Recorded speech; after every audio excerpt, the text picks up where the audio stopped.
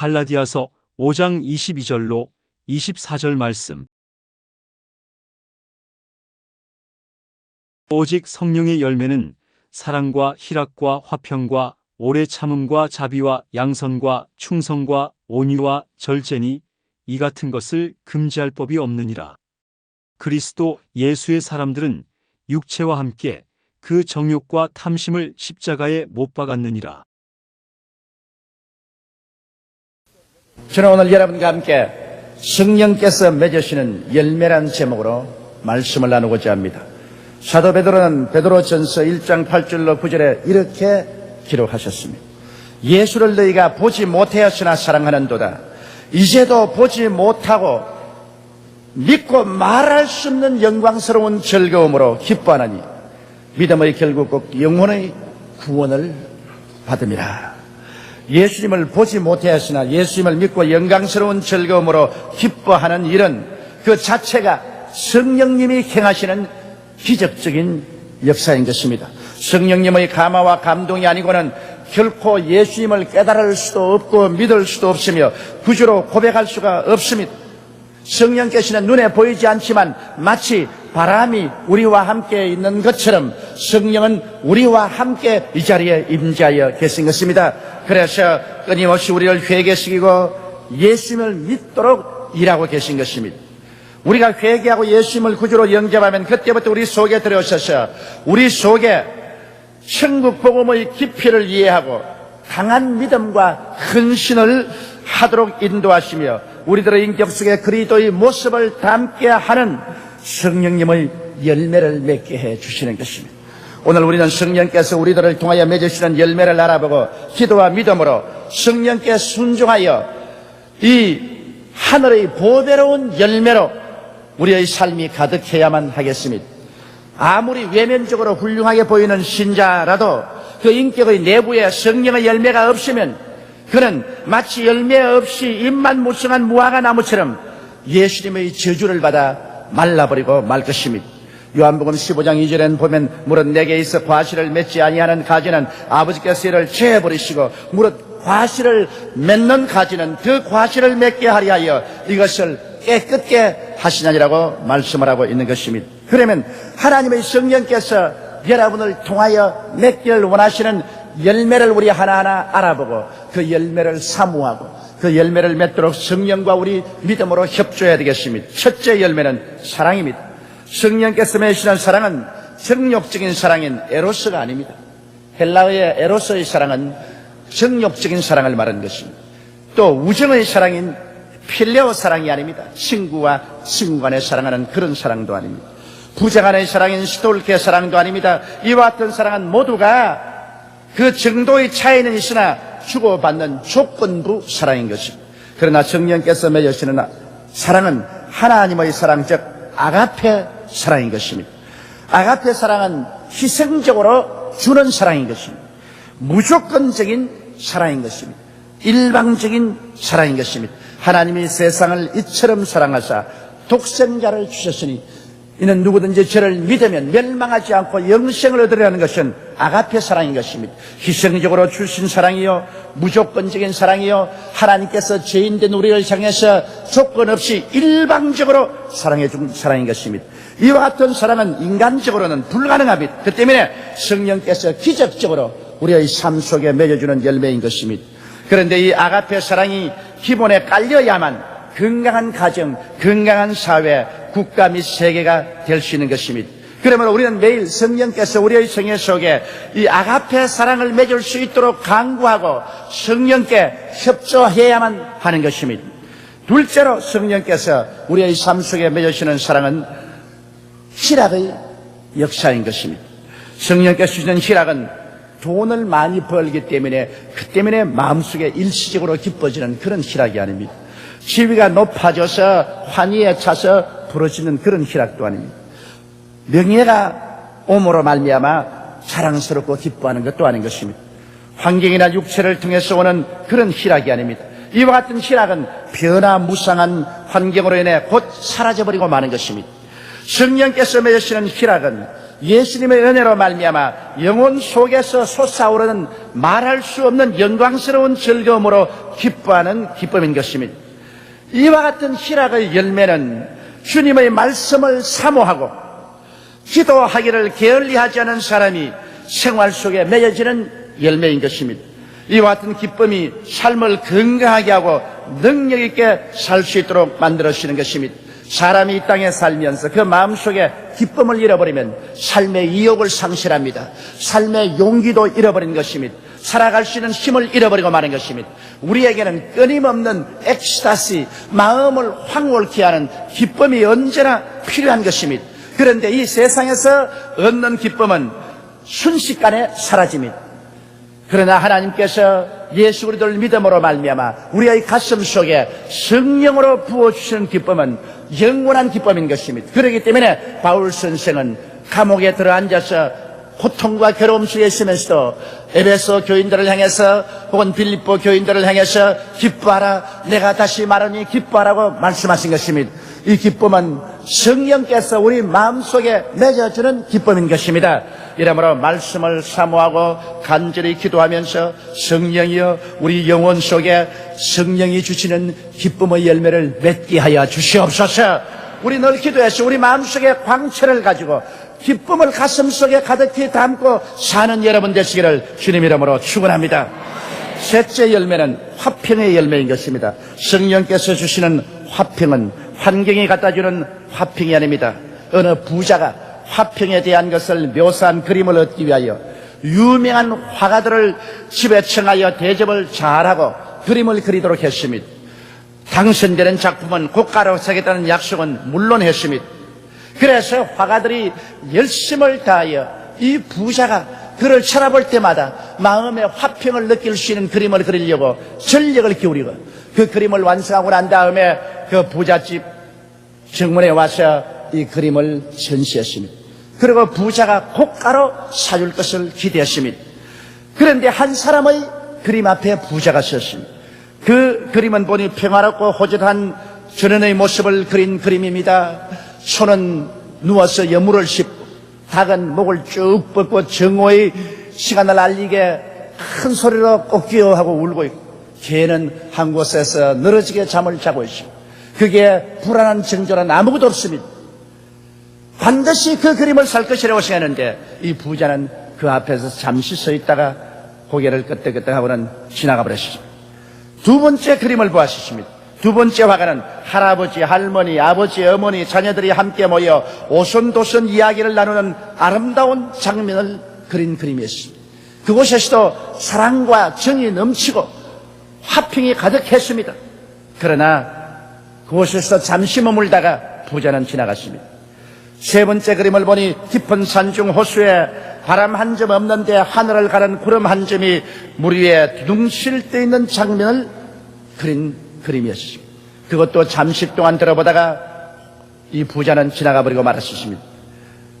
네 번째 그림은 나이아가라 폭포처럼 천지를 진동하며 쏟아지는 폭포의 바위 기슭에 뻗어나온 가날편 나무가지에 둥지를 틀고 알을 품고 앉아있는 어머니 새가 있는데 지금이라도 바람만 한번 불어와서 물보라가 덮치면 그 둥지도 나무가지도 흔적 없이 사라질 그런 위험한 곳에 둥지를 틀고 알을 품고 있는 그 어미새의 눈 속에 불안과 공포가 하나도 없습니다. 편안한 마음으로 알을 품고 있습니다. 그 부자는 이 장면에 못 박힌 듯이 서서 보고 있더니 그는 고가를 주고 그 그림을 샀습니다. 사람들이 모두 다 불평을 말했습니다. 도대체 이것이 무슨 평화냐? 지금이라도 당장 폭포의 물이 한쪽으로만 조금 바람에 날리면 나무가지도 꺾어지고 둥지도 다 날아갈 위험이 있는데 이게 무슨 평화냐? 그때 그 부자는 말이 그 말이 옳다. 언제 바람이 불어 폭포의 물이 휩쓸려 와서 나무가지가 꺾어지고 둥지가 날아갈지 모르는 그 위험한 상태에서도 이 어미새의 눈을 보라. 조금도 두려워하지 않고 알을 품고 평안한 가운데 앉아있다. 이것이 우리 세계에서 필요한 평화다. 오늘 우리가 사는 세계는 언제 불행과 고통과 시험과 환란이 폭포처럼 다가올지 모르는 곳에 살고 있다. 우리가 살고 있는 이 땅에는 평화로운 땅이 아니다. 그럼에도 불구하고 이 새처럼 마음의 평안을 가지고 살 수 있다면 이게 참된 평화라고 말했습니다. 그러한 평화는 세상 사람으로 만들어지지 않습니다. 이는 하늘에서 내려온 성령께서 맺으시는 평화의 열매인 것입니다. 성령이 주는 평화의 열매는 바깥 환경에 구애되지 않는 영혼의 깊은 곳에 가득히 채워지는 평화인 것입니다. 이 평화만이 두려움과 불안을 이기고 강한 믿음과 용기를 주는 것입니다. 이렇기 때문에 예수님을 구주로 모시고 성령이 충만하여 말씀을 읽고 기도하며 찬미하는 삶 속에 하나님의 성령은 끝없는 평화의 열매로 맺어지게 하여 주시는 것입니다. 이런 평화가 있는 사람이 행복을 가질 수 있는 것입니다. 지위나 명예나 돈이나 온갖 것 다 가지고 있다 하더라도 여러분 평안이 없으면 행복은 사라지고 마는 것입니다. 행복의 조건은 바로 마음의 평화이고 이것은 성령께서 우리에게 베풀어 주는 것입니다. 다섯째 성령이 맺는 열매는 오래 참음입니다. 인내는 믿음의 바탕입니다. 그 때문에 하나님께서는 우리에게 축복하시기 전에 항상 인내를 시험해 보십니다. 오래 참을 수 있는 사람인가 없는 사람인가. 그리스도의 신자들은 반드시 오래 참는 성격을 가져야 하나님께 복을 받을 수 있는 것입니다. 오래 참음은 하나님의 말씀을 믿는 기본 바탕입니다. 내가 말씀을 믿었으면 동남풍이 불고 서북풍이 불어도 흔들리지 않고 오직 그 말씀을 믿고 참을 수가 있어야 되는 것입니다. 하나님께 대한 사라지지 않은 기대와 소망의 터전이 바로 인내입니다. 하나님께 대해서 우리와 기대와 소망을 가졌으면 우리 앞길이 칠흑같이 어두워도 기대와 소망을 버리지 말고 당황하지 말고 인내하면서 기대와 소망을 가지고 전진해 나갈 수 있어야 됩니다. 하나님의 사랑에 대한 주어의 심도 없는 확신이 바로 인내인 것입니다. 내가 어둡고 캄캄한 사망의 골짜기를 지나갈지라도 하나님은 나를 사랑하고 계신다는 이러한 확신을 가지고 인내하고 참고 나가는 것입니다. 어떤 유대인이 독일의 강제 노동 수용소에서 수용되어 있다가 사형장으로 나가기 전에 벽에 기록한 글이 지금도 남아있다는 것입니다. 비록 하늘에 구름이 끼어 태양이 보이지 않으나 구름 위에 언제나 태양이 있는 것처럼 지금 스산한 환경 가운데 있으므로 하나님이 우리를 사랑하는 것 보이지 않으나 그러나 하나님은 이 배후에서 항상 우리를 사랑하고 계신다는 것입니다. 그러므로 환경에서 시련이 다가오므로 하나님의 사랑이 눈에 보이지 않은 것 같아도 그 시련 뒤에 하나님의 손길은 언제나 움직이고 있다는 것을 우리는 인내의 믿음으로 알아야만 하는 것입니다. 이러므로 성령은 우리 마음 가운데 오래 참는 인내의 믿음을 열매 맺게 해주는 것입니다. 인내가 없는 믿음은 믿음이 아닙니다. 그렇기 때문에 하나님께서는 여러분에게 은총을 베풀기 전에 언제나 크고 작은 시련을 보내어서 과연 참느냐, 과연 참을 수 있는가, 이것을 시험해 보고 난 다음 하나님께서 은혜와 복을 허락하여 주시는 것입니다. 다섯째로 하나님께서 우리에게 시험해 보는 것은 자비의 시험이며 또 성령께서 우리 마음속에 맺으시는 열매도 자비의 열매인 것입니다. 여러분, 자비란 것은 무엇일까요? 자비란 불쌍히 여기는 마음이 바로 자비심입니다. 부모는 자식에 대한 사랑 이전에 애처롭고 불쌍히 여기는 자비의 마음을 갖고 있는 것입니다. 그러므로 부모의 사랑이란 그냥 사랑이 아닙니다. 그 속에는 애처롭고 불쌍히 여기는 마음이 언제나 바탕에 깔려 있는 것입니다. 이와 같이 하나님께서 사람을 지었을 때는 처음에 그 마음속에 사랑과 자비심을 가지고 지음을 받았습니다. 그런데 죄와 마귀가 인간 속에 들어와서 그 사랑과 자비심을 완전히 파괴해버리고 마는 것입니다. 오늘날 우리의 마음속에 남아있는 것은 무엇입니까? 원수를 맺게 하는 마음인 것입니다. 서로 미워하고 서로 저주하고 파멸하려는 그런 마음이 우리 마음속에 있습니다. 분쟁하는 마음이 있습니다. 타협과 양보를 거부하고 서로 물고 찢고 싸우는 마음입니다. 시기하는 마음이 있어 남이 잘 되는 것이 몹시 보기 싫고 고통스러워 견딜 수가 없어서 남을 해치는 마음입니다. 분노하는 마음이 있습니다. 정신적으로 남을 폭행하는 그런 마음이 있습니다. 패당을 지어서 서로 갈라지고 분리하는 이러한 마음들이 우리에게 가득히 있어 우리에게 불행을 초래하고 있는 것입니다. 하나님께서 우리를 대하시는 마음은 사랑하는 마음, 자비로우심, 불쌍히 여기는 마음인 것입니다. 여러분, 성경에 보면 가늠하다가 현장에서 잡힌 여자를 사두개 교인, 바리새 교인, 율법주의자들이 끌고 와서 다 죽이려고 할 때 예수님께서는 뭐라고 말씀했습니까? 너희 중에 죄 없는 자가 먼저 돌로 쳐라. 그 말에 모두 다 간담이 서늘해서 다 도망을 치자 예수께서 말씀하시기를, 여자여 너를 정죄하는 자가 있느냐? 여자가 말하기를 없나이다. 나도 너를 정죄하려는. 집으로 돌아가서 다시 죄를 짓지 말라고 하셨어요. 예수님은 자비를 베풀고 살리기를 원하시는 것입니다. 예수님은 죽이기를 원하지 않은 것입니다. 그러므로 오늘 성령께서 우리의 마음속에 맺으시는 열매는 이같이 불쌍히 여기는 마음이며 사람을 살리려고 하는 마음, 이 마음을 성령의 열매로 주님께서 맺게 하기를 원하시는 것입니다. 여섯째로 하나님 성령이 우리 마음속에 맺게 하는 열매는 양선인 것입니다. 이 세상에는 천성이 선량하고 양선한 사람이 있는가 하면 포악하고 악질적인 사람도 있습니다. 오늘날 젊은 세대 중에서 성품이 점점 포악해지고 거칠어지는 경향이 있습니다. 그 이유는 세상이 점점 사람의 가치를 등한시하고 물질 만능, 황금 만능 시대로 들어가기 때문에 점점 사람들이 물질화하고 포악해져가고 있는 것입니다. 그렇기 때문에 입에 담기조차 치가 떨리는 강도, 강간, 납치, 인신매매, 근친상간 등 정말 인간 종말의 현상을 우리는 신문지상을 통해서 매일같이 보고 있는 것입니다. 이것은 정말 말세가 가까워왔구나 하는 것을 피부로 느끼게 하는 것입니다.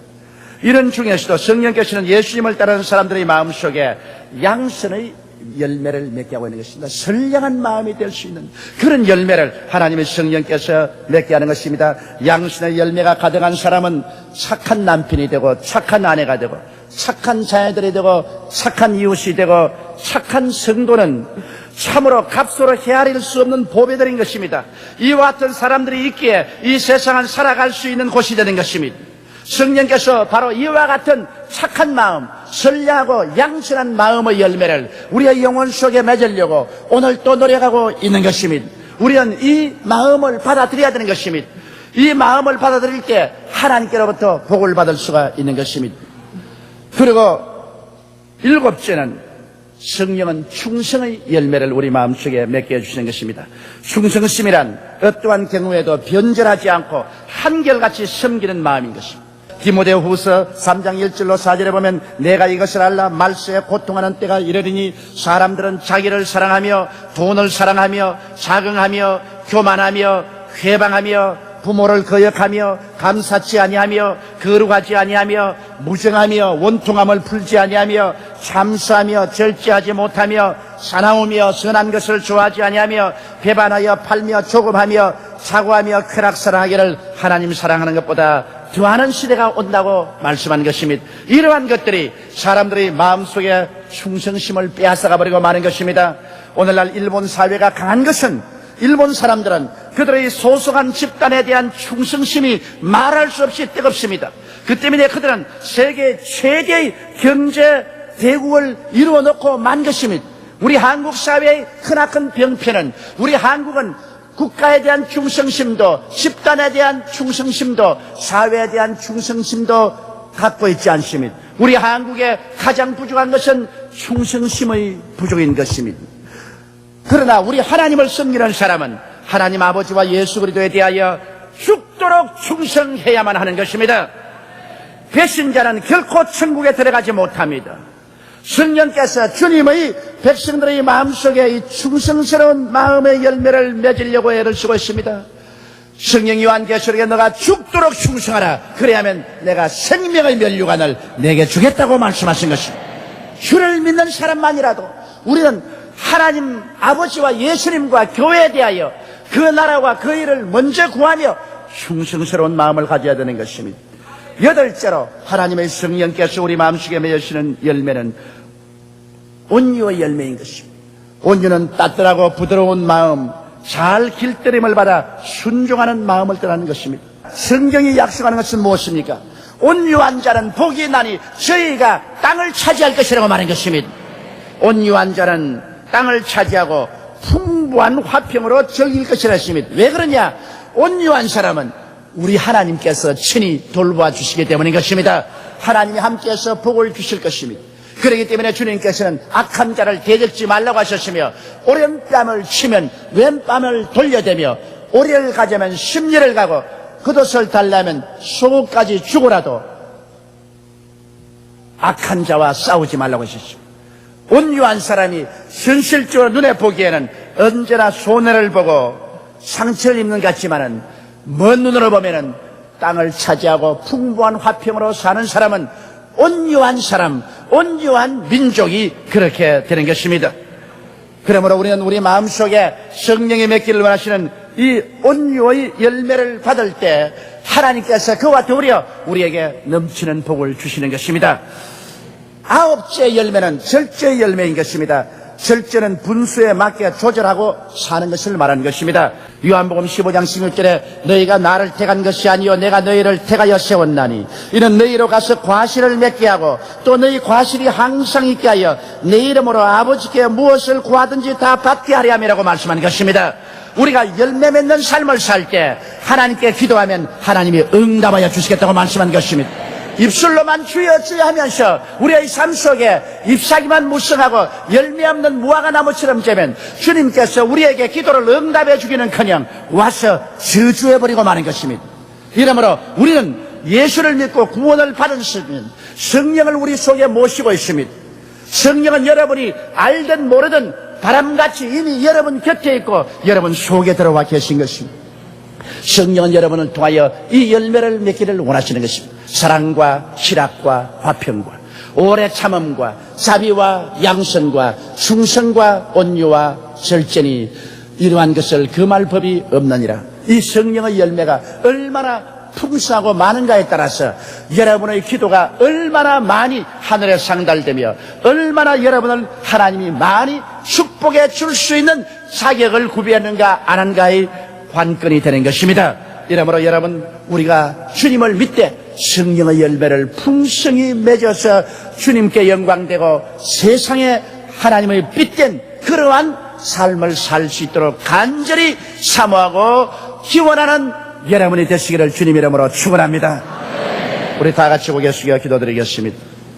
전능하시고 거룩하신 우리 아버지 하나님, 하나님이 인간 농사를 지으시는데 예수님의 가지된 우리들을 통해서 성령의 열매 맺기를 아버지는 간절히 바라고 있습니다. 우리 아버지여, 우리에게 성령의 열매가 맺도록 기도하고 간청하게 도와주시옵소서. 우리 여의도 순복음교회 성도들은 성령의 열매가 주렁주렁 달리게 도와주시옵소서. 사랑과 희락과 화평과 오래 참음과 자비와 양선과 충성과 온유와 절제가 가득한 성도들이 되게 도와주옵소서. 하나님과 사람 앞에 자랑스러운 우리들이 되게 도와주옵소서. 우리 주 예수님 이름으로 기도드리옵나이다. 아멘.